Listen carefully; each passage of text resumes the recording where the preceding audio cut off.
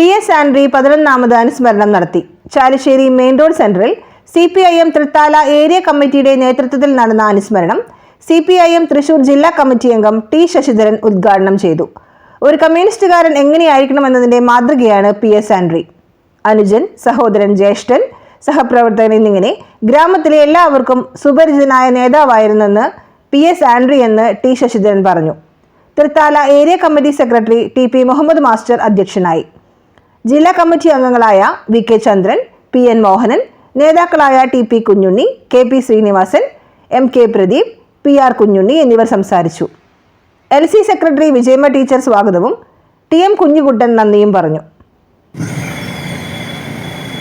അദ്ദേഹത്തിന്റെ കഥകൾ ഞാൻ നിങ്ങളോട് പറയുക എന്ന് പറയുന്നതിനേക്കാൾ വലിയ തെറ്റ് എന്ന് പറയുന്നത് വേറൊന്നും ഉണ്ടാവില്ല.